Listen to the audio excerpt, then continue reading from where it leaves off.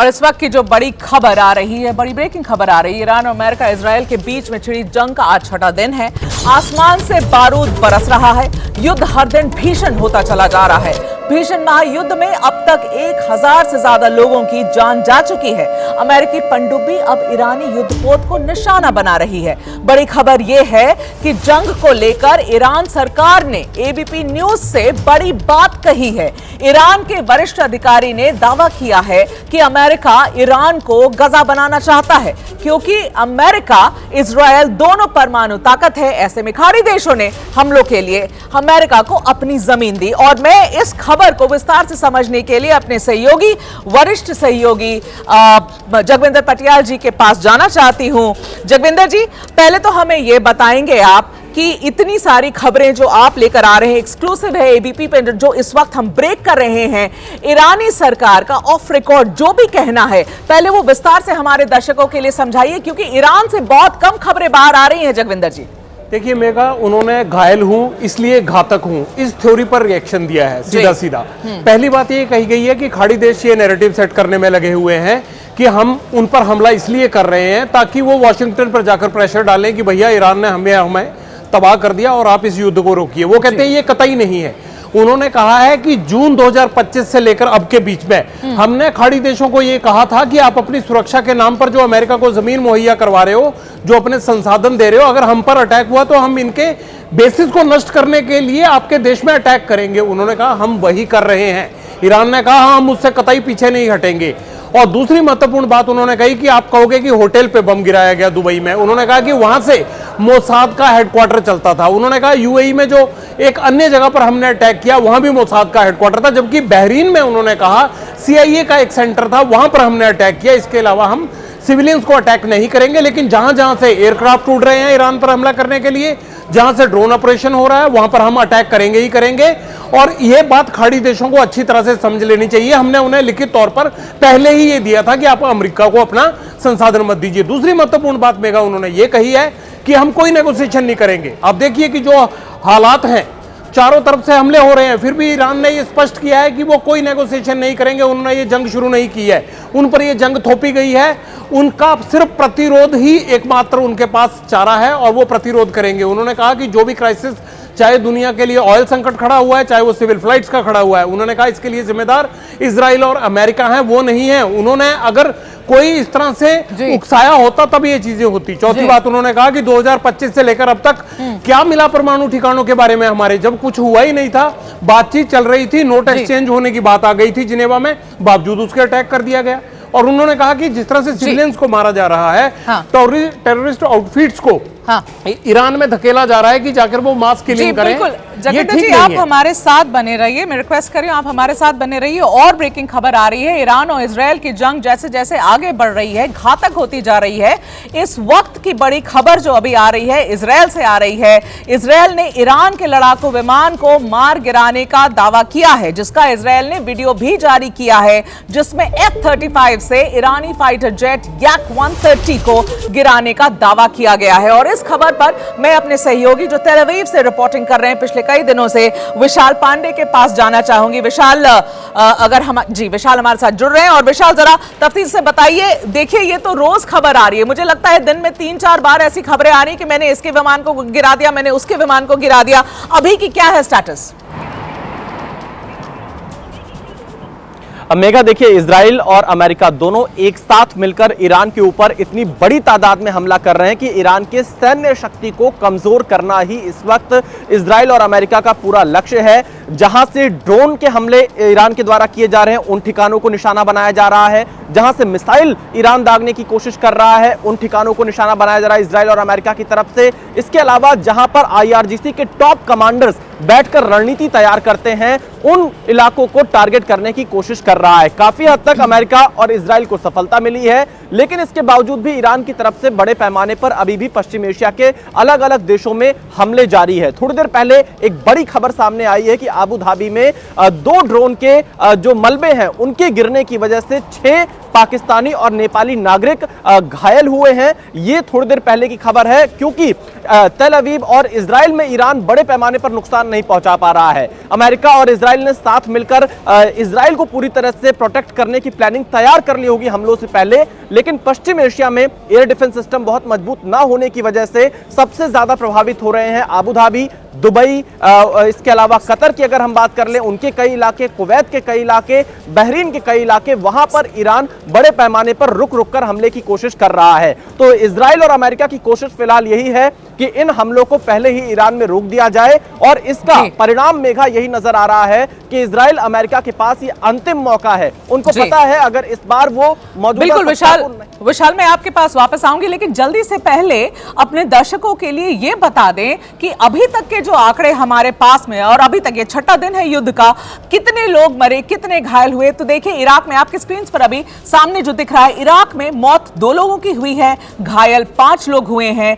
Iran में 1045 लोगों की मौत हो गई है और घायल सैकड़ों में है, वो नंबर हमारे पास है भी नहीं, आगे बढ़ रहे हैं। ये 2 ईरान और इराक के नंबर्स हमने आपको बताए। अभी इजराइल में 11 लोगों की मौत हुई है, सैकड़ों घायल हुए हैं, और आगे बढ़ते हैं। ये सारे आंकड़े हम आपके लिए लेकर आए हैं। जॉर्डन में अभी तक किसी की मौत नहीं हुई है, लेकिन 5 लोग घायल हुए हैं जॉर्डन में अभी तक।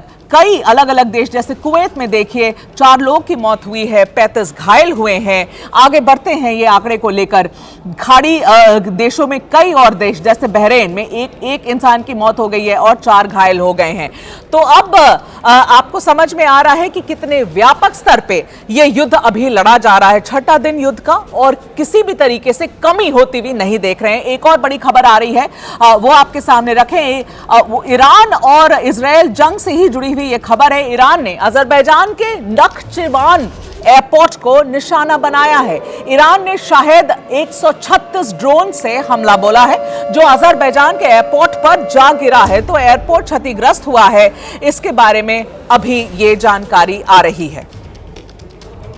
और अब मैं वॉर रूम में जाना चाहूंगी नीरज राजपूत के पास, मेरे सहयोगी नीरज राजपूत जी अभी जुड़ रहे हैं हमारे साथ। नीरज, इस वाली खबर के बारे में आप क्या कहेंगे, क्या बताएंगे हमें? क्या वो एयरपोर्ट अब ऑपरेशनल है या नहीं है? वहां से फ्लाइट्स टेक ऑफ कर सकती हैं? क्या है वहां पर हालचाल? बिल्कुल, देखिए ये बहुत बड़ी खबर है मेघा इस वक्त वॉर रूम से, क्योंकि अजरबैजान ऐसा देश है जो कि पड़ोसी देश है, बिल्कुल बॉर्डर जो है लगा हुआ है उससे, ईरान से लगा हुआ है। और कल ही जो अजरबैजान के राष्ट्रपति, उन्होंने अपनी संवेदनाएं विकट की थी, बिल्कुल अपनी संवेदनाएं दी थी अयतुल्लाह खामनेई की मौत पर। लेकिन अभी हम आपको बताते हैं कि यहाँ पर हथियार कितने बड़े बड़े इस्तेमाल किए जा रहे हैं ये 5-6 दिन में जो गए। अगर अमेरिका और इजराइल की बात करें तो F-35 फाइटर जेट से अटैक किया जा रहा है। सबसे आधुनिक और घातक हथियारों में से, यानी कि फाइटर जेट में से एक है इस वक्त जो ईरान पर लगातार अटैक कर रहा है। F-15 फाइटर जेट हैं, ये अमेरिका के हैं, लेकिन 3 मार गिराए गए हैं, कुवैत में मार गिराए गए हैं। ईरान का दावा है कि उसने गिराए हैं। इसके अलावा डेविड स्लिंग जो मिड रेंज मिसाइल है, इजराइल की मिसाइल है, जो कि एयर डिफेंस के लिए इस्तेमाल करती है। जो बैलिस्टिक मिसाइल जो ईरान की आ रही हैं, जो अटैक कर रही हैं तेल अवीव पर और उसके साथ ही इजराइल के दूसरे इलाकों में, उनसे बचाव जो पूरे इजराइल का ये डेविड स्लिंग कर रही है, जो कि आयरन डोम का ही हिस्सा है ये।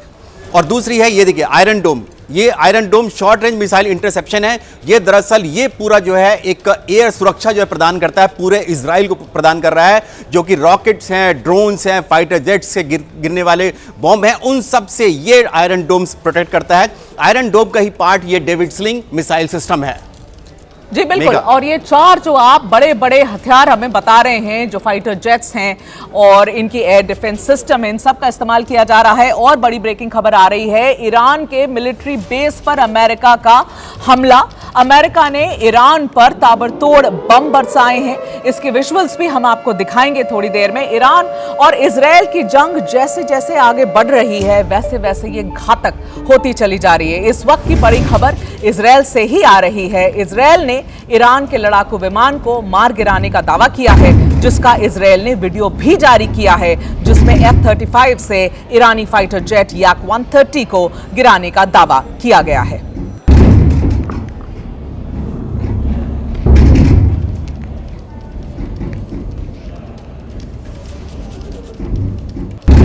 ये तस्वीरों में आप देख रहे हैं किस तरीके से ड्रोन से हमले किए जा रहे हैं, जेट से हमले किए जा रहे हैं, कुछ भी नहीं छूट रहा है। जैसे हमारे वरिष्ठ सहयोगी जगविंदर पटियाल जी भी बता रहे थे कि जब ये शिकायतें गई कि रिहायशी इलाकों पर भी बम गिराया जा रहा है, तो ईरान की तरफ से सफाई आ रही है। ईरान का ये कहना है कि वो रिहायशी इलाके नहीं है, वहां पर कहीं पर CIA की ऑफिस चल रही है, कहीं मोसाद की ऑफिस है, और इसलिए उन बिल्डिंग्स को टारगेट किया जा रहा है। और जैसे आप अभी इन तस्वीरों में देख रहे हैं, भयावह तस्वीरें हैं, लोगों की जानें जा रही हैं। और ईरान में 1045 आज का आंकड़ा 1045 लोग अभी तक मारे जा चुके हैं। और अगर आप प्रेसिडेंट ट्रंप के बयानों को सुनेंगे तो उनका यह कहना है, जो कि और भी डराता है, उनका यह कहना है कि और भी जाने जाएंगी, अमेरिका से भी और ईरान से भी। खबरें और भी आ रही हैं इस युद्ध से जुड़ी, ईरान इजराइल जंग से जुड़ी इस वक्त की एक और बड़ी खबर जो हम आपके सामने रख रहे हैं। इजराइल और अमेरिका ने ईरान में बड़ा हमला बोला है। इजराइल ने तेहरान में स्टेडियम पर एयर स्ट्राइक की है, जिसमें स्टेडियम पूरी तरीके से तबाह हो चुका है। और ये स्टेडियम की तस्वीर आप देख रहे हैं, किस तरीके से ये पूरा स्टेडियम, आग लग गई थी स्टेडियम पर, पूरा जलकर खाक हो गया। स्टेडियम की तस्वीरें जो आपके सामने हम रख रहे हैं, ये स्ट्राइक जो अमेरिका और इजराइल ने एक साथ मिलकर इस स्टेडियम में, इस ईरान के स्टेडियम पर किया है। और तस्वीरें आपके पास। और मैं जगविंदर पटियाल जी के पास वापस जाना चाहूंगी। जगविंदर जी, जरा हमारे दर्शकों के लिए देखिए, बताइए, ये छठा दिन है युद्ध का, और जिस तरीके से दोनों तरफ से वार पलटवार हो रहा है, रुकने थमने की तो कोई इंडिकेशन आ ही नहीं रही है। जगविंदर जी, आज की घड़ी लाख टके का मेगा सवाल यही है कि युद्ध कितना लंबा चलेगा। ईरान की तरफ से जो इंडिकेटर आया है उसमें साफ साफ ये कह दिया है कि हम मरते दम तक लड़ेंगे। हम बिल्कुल अमेरिका के पास ये कहने के लिए नहीं जाएंगे कि आप हमले रोक दीजिए, वो चाहे तो रोक दे, उसने शुरुआत की है, और हम उसका रिटेलिएशन हमारा धर्म बनता है, हमारा फर्ज बनता है। और ईरान ने यह भी साफ कर दिया है कि किसी भी हालत में हमारा जब तक आखिरी सिपाही जिंदा है तब तक हम इस युद्ध को लड़ेंगे। यहां से क्या साबित होता है कि ईरान भी पीछे नहीं हटेगा, गोला बारूद जो है वो अमेरिका इजराइल का भी खत्म नहीं होगा, यानी युद्ध लंबा खिंचेगा और सारी दुनिया पर इसका असर आएगा। दूसरी महत्वपूर्ण बात ईरान ने एक और कही है, उन्होंने कहा जो भी सहयोगी देश है, चाहे हमारे दोस्त हैं चाहे वो अमेरिका के दोस्त हैं, आज हम उनसे एक बात कहना चाहते हैं। उन्होंने भारत के प्रति भी काफी नाराजगी भरे शब्द इस्तेमाल किए, जिस तरह से भारत का अभी तक रुक रहा है। ईरान बहुत खुश नहीं है उस बात से, और उन्होंने ये कहा कि जो भी सहयोगी देश है वो ये तय कर ले कि उनको इंटरनेशनल लॉ के साथ रहना है या उनको क्रिमिनल एक्ट के साथ रहना है। ईरान की तरफ से ये पासा फेंका गया है। उन्होंने कहा कि अगर हम कोई भी चीज करते, अगर हम पहल करते, तो आप ये कह सकते थे कि हमने इंटरनेशनल लॉ को वायलेट किया है, लेकिन अब इंटरनेशनल लॉ वायलेट हुआ है। खामेनेई के मौत पर, मैं माफी चाहती हूं, खामेनेई के मौत पर भारत की शोक संवेदना, बड़ी खबर। विदेश सचिव ईरानी दूतावास पहुंचे हैं, ये खबर अभी ब्रेक कर रहे हैं। जैसे आप कह रहे थे कि भारत ने जो रुख लिया है उस पर नाराजगी थी, ईरान इजराइल जंग से ये बड़ी खबर अभी आपके लिए लेकर आ रहे हैं। भारत का मुझे लगता है ये पहला एक तरीके से स्टेटमेंट आप देख रहे हैं, हमारे फॉरेन सेक्रेटरी मिस्री जी ये भारत की शोक संवेदना, शोक संदेश लेकर विदेश सचिव अब ईरानी दूतावास पहुंचे हैं।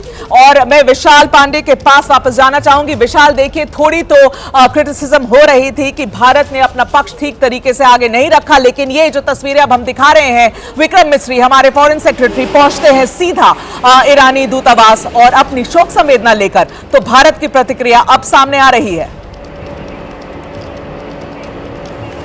बिल्कुल मेघा, भारत के विदेश सचिव ने भारत सरकार की तरफ से आज दिल्ली में ईरानी दूतावास का दौरा किया और वहां पर खामनेई की याद में जो शोक पुस्तिका रखी थी उस पर हस्ताक्षर किए, यानी भारत की तरफ से शोक संवेदना यहां पर व्यक्त की गई है। ईरानी दूतावास में यह कार्यक्रम रखा गया है कल से लगातार, और यहां पर भारत के विदेश सचिव विक्रम मिस्री का जाना मतलब भारत सरकार ने एक ऑफिशियल स्टैंड इस पर लिया हुआ है, और भारत के विदेश सचिव ने बाकायदा जो शोक पुस्तिका वहां पर रखी गई है उस पर हस्ताक्षर किए हैं। आपने ठीक कहा, बहुत सारे सवाल जो अपोजिशन पार्टीज हैं वो लगातार उठा रही थी, लेकिन अब भारत के विदेश सचिव दिल्ली में ईरानी दूतावास पहुंचे और वहां पर खामनेई की याद में जो शोक पुस्तिका रखी है उस पर हस्ताक्षर किए हैं, और यह भारत सरकार का एक तरह से आधिकारिक स्टैंड माना जा रहा है। मेघा जी बिल्कुल, और मैं जगविंदर पटियाल जी के पास भी जाना चाहूंगी। जगविंदर जी, आप बस इसी बात का जिक्र कर रहे थे। देखिए, ये बड़ी खबर अभी आई जो हम ब्रेक कर रहे हैं, आपने बस इसी बात का जिक्र किया था कि भारत अपना पक्ष नहीं रख रहा है और थोड़ी नाराजगी थी ईरान में। तो अब ये देखिए, ये जो तस्वीरें सामने रख रहे हैं, विक्रम मिस्री जो हमारे फॉरेन सेक्रेटरी हैं, वो ईरान के दूतावास पहुंचे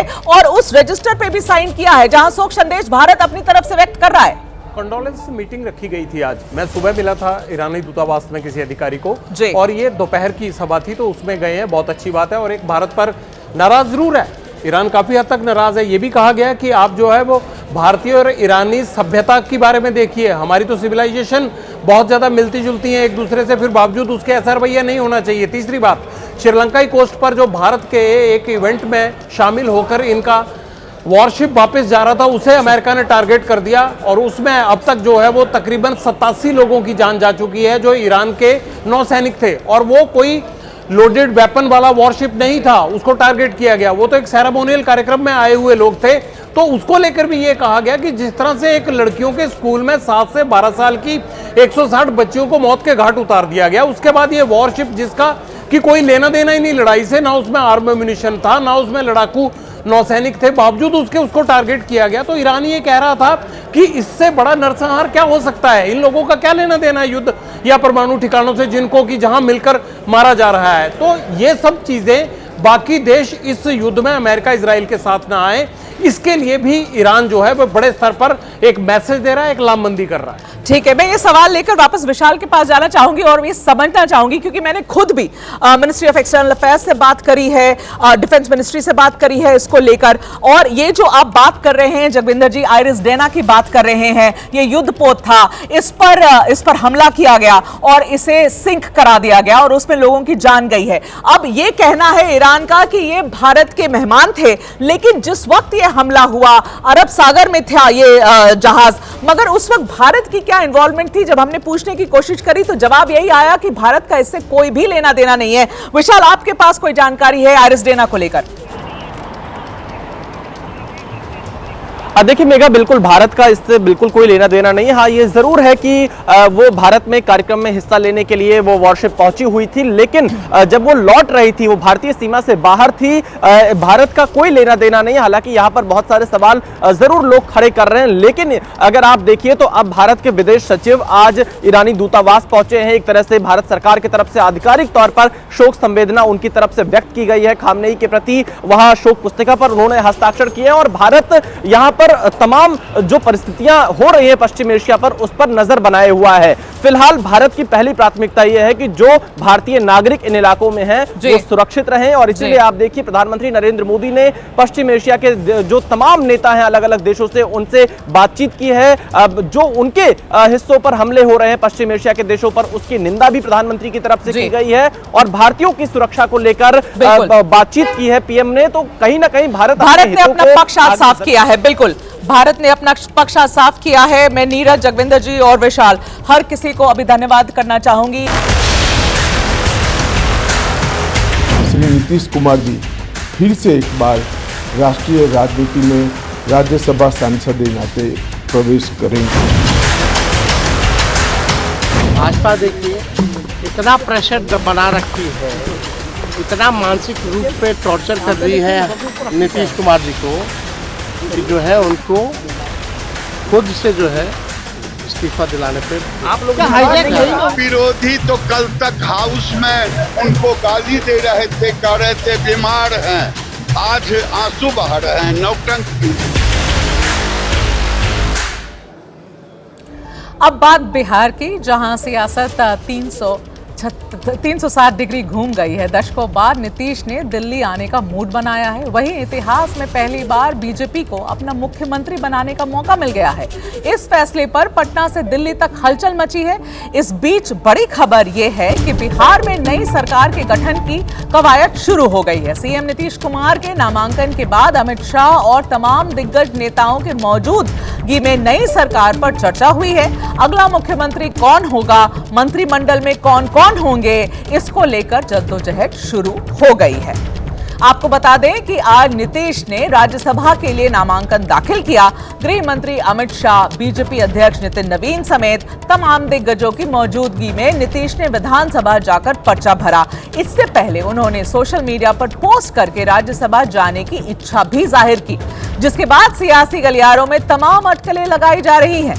सूत्रों से खबर है कि अब नीतीश की विरासत को निशांत संभालेंगे उनके पुत्र निशांत।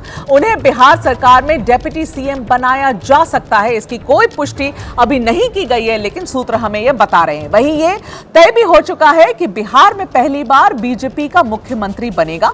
हालांकि नीतीश के कुर्सी छोड़ने की खबर से पार्टी कार्यकर्ताओं में जबरदस्त नाराजगी है। आज दिन भर सीएम आवास से लेकर पार्टी दफ्तर तक जेडीयू के कार्यकर्ता हंगामा करते रहे, नाराजगी का इजहार करते रहे और नीतीश को सीएम बने रहने की मांग करते रहे।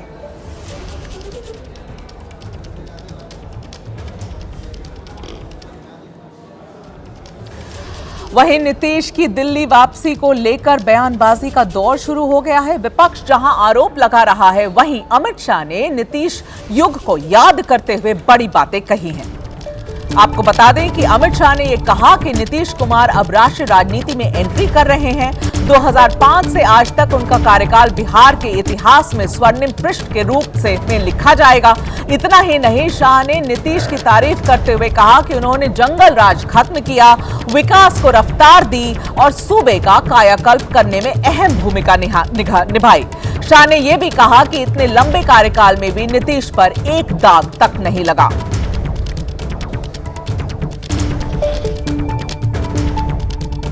आज बिहार के यशस्वी मुख्यमंत्री श्री नीतीश कुमार जी ने भी राज्यसभा में अपना नामांकन किया है।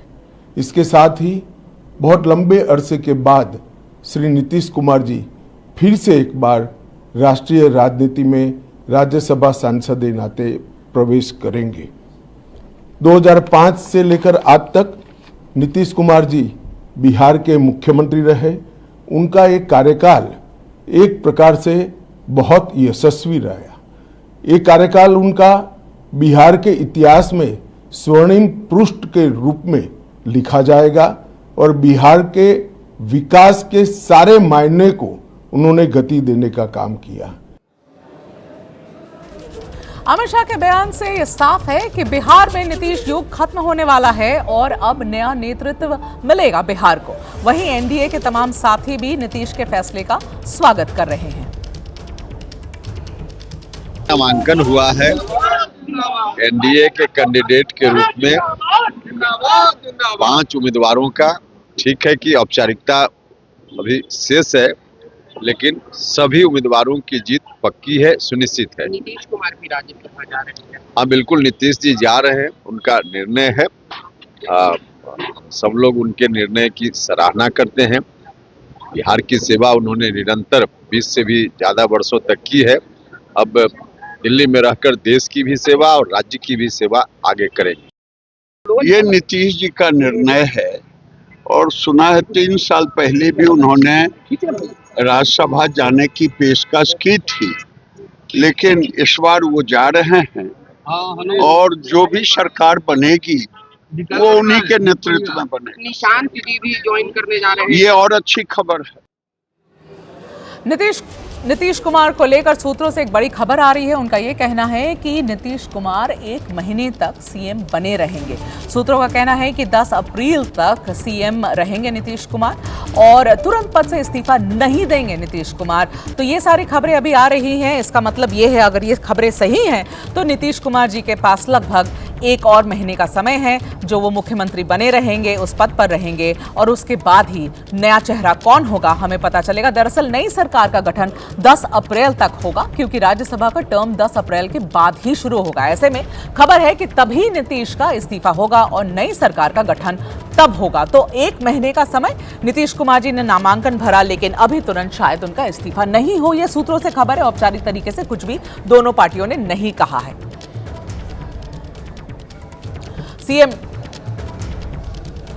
सीएम नीतीश करीब 1 महीने तक बिहार के मुख्यमंत्री बने रह सकते हैं, क्योंकि राज्यसभा का टर्म 10 अप्रैल को के बाद ही शुरू होगा। तुरंत इस्तीफा अभी नहीं होगा और नई सरकार की गठन शायद 10 अप्रैल के बाद ही होगी।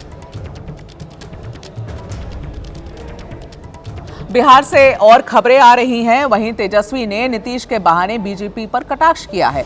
आरोप लगाया है कि नीतीश को बीजेपी ने मानसिक रूप से टॉर्चर किया है। नीतीश कुमार जी अब राज्यसभा जा रहे हैं तो हमारी तो पूरी सहानुभूति है कि उनके साथ जो हो रहा है, और जो हो रहा था वो हम जान रहे थे।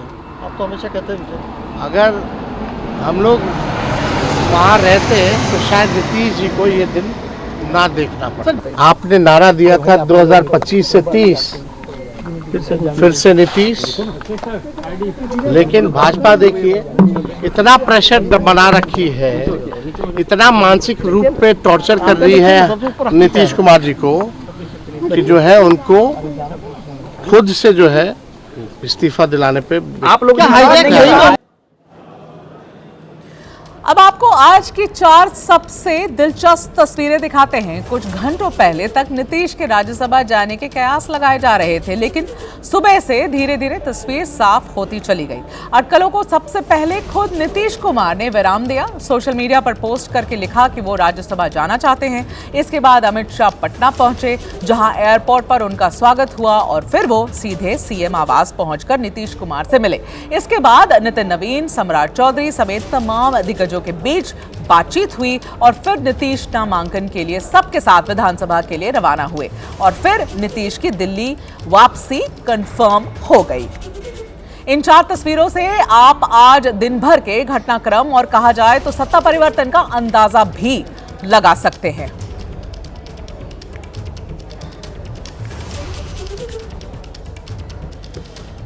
तो आपको बताया दिन भर का घटनाक्रम और कैसे आज ये बात बिल्कुल साफ हो गई कि नीतीश कुमार अब बिहार के मुख्यमंत्री सिर्फ शायद 1 और महीने के लिए रहेंगे और उसके बाद कोई नया चेहरा आएगा। इस वक्त एक और बड़ी खबर आ रही है। महायुद्ध के बीच भारत सरकार के सूत्रों का दावा, भारत में तेल का पर्याप्त स्टॉक है। सरकार के सूत्र ये कह रहे हैं कि भारत में एलपीजी, एलएनजी की कोई कमी नहीं है। सूत्र हमें ये भी बता रहे हैं कि दूसरे सप्लायर के भी संपर्क में है भारत, और ये भी कहा जा रहा है कि ऑस्ट्रेलिया और कनाडा ने भारत को गैस देने का ऑफर भी किया है। सरकार के सूत्र ये अब हमें बता रहे हैं कि कोई कमी नहीं है, ना तो एलपीजी की, ना एलएनजी की, और किसी भी तरीके की चिंता की अभी एटलीस्ट इस वक्त में जो हालात हैं उसमें चिंता करने की कोई जरूरत नहीं है। हरदीप पुरी जी ने भी ये कहा था कि भारत के पास लगभग 50 दिन का स्टॉक है। युद्ध से जुड़ी एक और बड़ी खबर आ रही है। ईरान के प्रमुख बंदरगाह बंदर अब्बास पर बड़ा हमला हुआ है। हमले के बाद इलाके में काले धुएं का गुबार उठता हुआ दिखा। घटना के बाद इलाके में सुरक्षा बल और राहत टीमें तैनात कर दी गई हैं। बंदर अब्बास ईरान का एक अहम समुद्री रणनीतिक बंदरगाह माना जाता है।